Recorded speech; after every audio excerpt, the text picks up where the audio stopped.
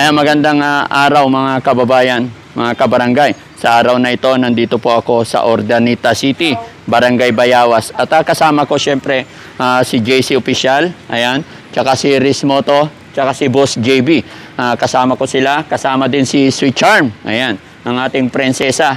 At kami po mga kababayan, may tutulungan dito na tiga Barangay Bayawas. So, puntahan natin mga kababayan, samahan nyo po ako. Ayan, samahan nyo po kami mga kababayan.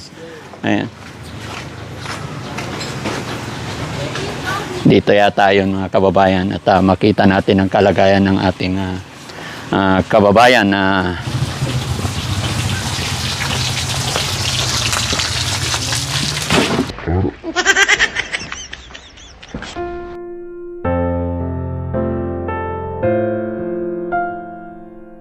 mga kababayan, sa aming paghahanap ng mga taong matutulungan, aking nakilala si Kuya dito sa Urdaneta, Pangasinan, Barangay Bayawas. Siya ay si Kuya Larry Alberalde, 57 years old.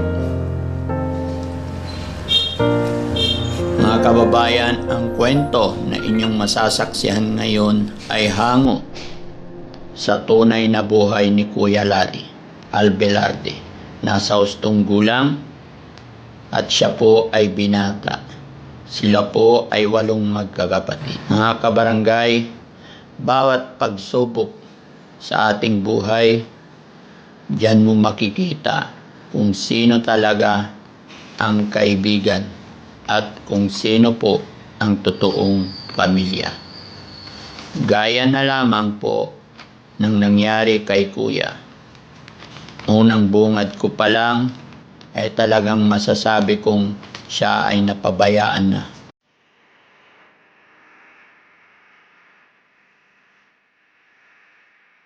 Sa maliit na kamalig na ito ay dito na siya nagdudumi at dito na rin siya natutulog na animoy baboy na nakatali sa likod ng bahay. Sa kanyang papag na ito, dito siya nahiga at dito na rin siya kumakain. Makikita mo sa kanyang mga unan, sa kanyang damit. Masasabi kong siya po ay ilang buwan nang hindi nabihisan o napaliguan man lang. Mga kababayan, si Kuya na aming nadatnan dito ay wala na ring saplot pambaba. Yung mga palagi niyang kinakain. Yung sana sir, ito sana. Ulam. Ano paborito mong ulam?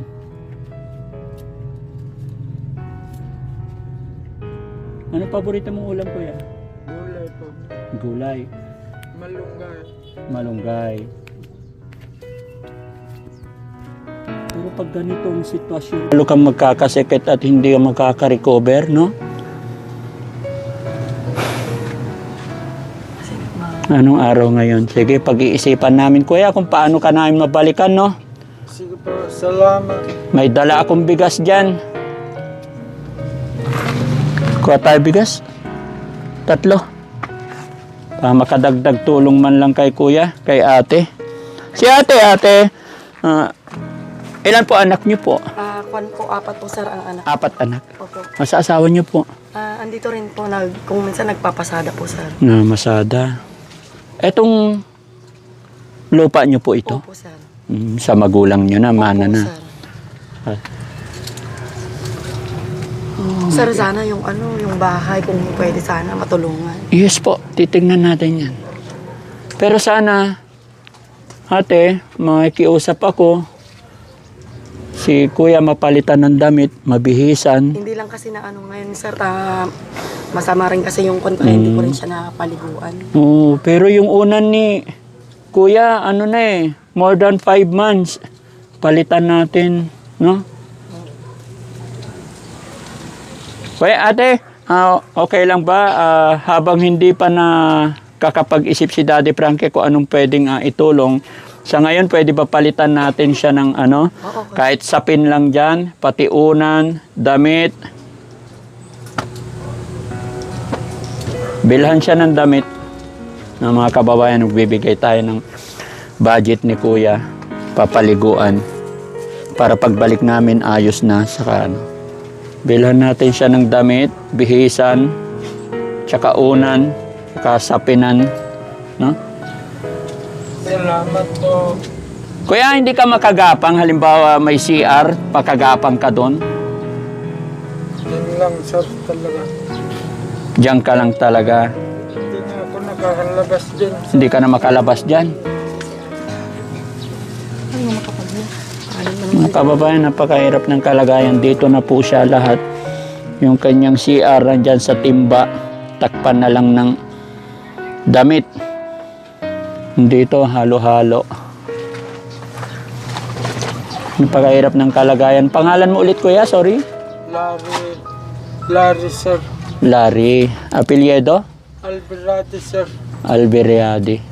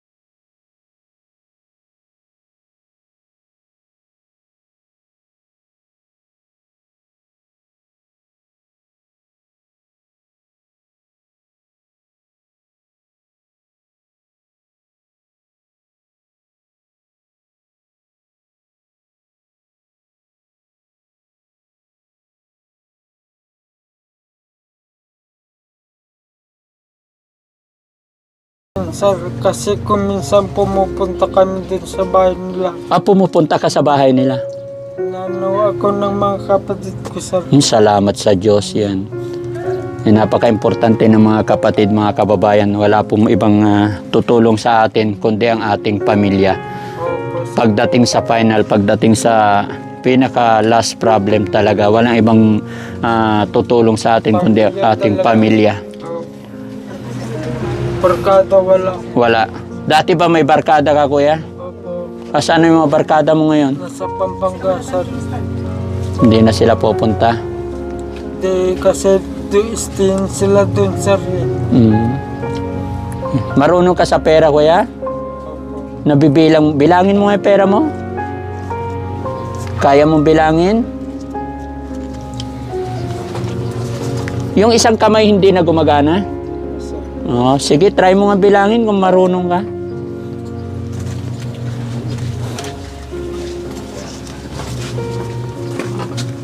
Nahirapan ako sir. Sige, okay lang, wag na. Pero naiingatan mo naman yung pera mo. Opo sir. Yung mga kababayan, tinatry ko lang po si Kuya para malaman ko kung kaya pa niyang ingatan yung kanyang pera, yung perang ipinagkaloob. Pero binibigay ko rin sa mga kapatid ko sir. Oh, para ipambili rin ng pagkain mo. Opo sir. Pambili ng pagkain. Bigas. Bigas. May dala pala akong bigas dito, Kuya.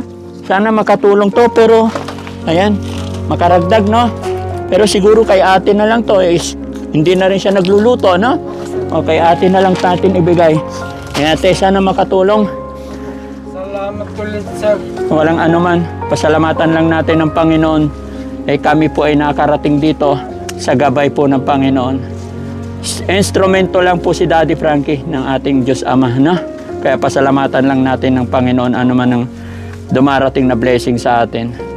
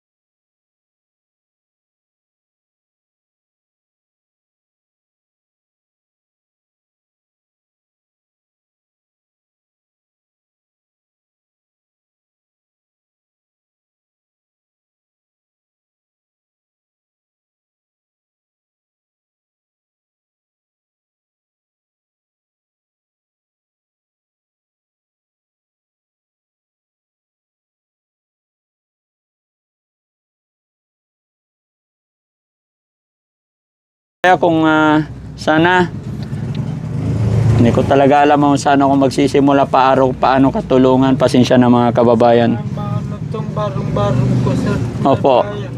Opo. Layo-layo to kay Foreman. Pero saglit lang gawin to. Marami naman construction dito, no? Sige. May awa ang Diyos, kuya. Huwag kang mawala ng pag-asa, no? Pray lang tayo. Ayan. So mga kababayan, mga kabarangay, na gaya na aking sinabi na napakahirap po ang kalagayan ni Kuya. Siya po ay magmula po nung na-stroke ay hindi na po siya nakagala. Diyan na lang, dito na lahat, dito na po siya CCR, dito na rin kakain. So maraming salamat mga kababayan. Isa ka man sa naririnig ng aking vlog na ito, para mas makatulong pa tayo, please pakishare po ang video nang sa ganon sa pamamagitan ng pag-share natin makita ng ating mga kababayan para matulungan natin si Kuya na wala na siyang mga magulang, ang kanyang mga kapatid din ay may mga pamilya na, so hindi nila natutulungan ng sapat. Kita natin ang kanyang kalagayan, hindi po maganda. Pero sige po mga kababayan, maraming salamat. Sana po pakishare yung video para mas marami pang makatulong sa kanya. Sige kuya, alis na po kami ha. At ate, ikaw na sana ang bahala. Yung perang binigay namin, sana mapalitan natin siya ng damit tsaka unan, no? Pero hanggang saan ang lupa nyo? Hanggang dito po? Hanggang sa... Hanggang sa pader, tas hanggang doon din. Oh. Sayang, hindi nagkaroon ng pamilya, no? Kaya napaka-importante talaga mga kababayan, may pamilya.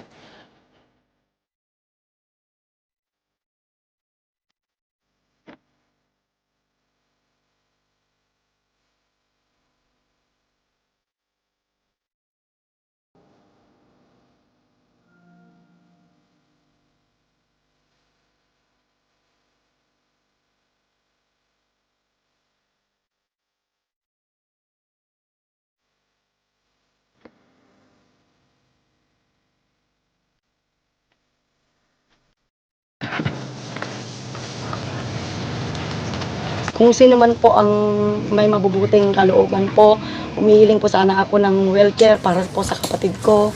na para po may bago siyang wheelchair po kasi yung wheelchair niya matagal na rin po kasi ito. At saka nagpapasalamat po ako sa mga taong tutulong po sa kapatid ko at saka kay Daddy Frankie. Maraming salamat po sa pagpunta po sa kapatid ko para matulungan po siya. Maraming salamat po. So ayan mga kababayan, ang kahilingan ng kapatid po is wheelchair.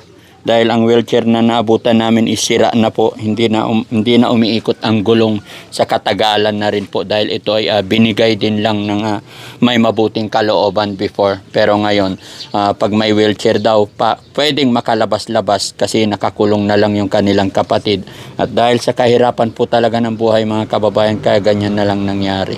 Ayan, so salamat po mga kababayan. Sana po paki-share po yung videos na ito nang sa ganon makarating, makaabot sa mga taong may mabubuting kalooban pa. Maraming salamat po mga kababayan. God bless po sa atin lahat. Mag-ingat po kayo. Saan man po kayo naroroon, Luzon, Visayas, Mindanao. Mabuhay po kayo. Ganon din po sa ating mga kababayan na OFW. Alam kong malayo kayo sa pamilya. Ingatan po natin ang ating mga kalusugan. Huwag po natin pabayaan. Pinaka-importante po itong kalusugan natin. Mabuhay po tayo lahat. God bless po.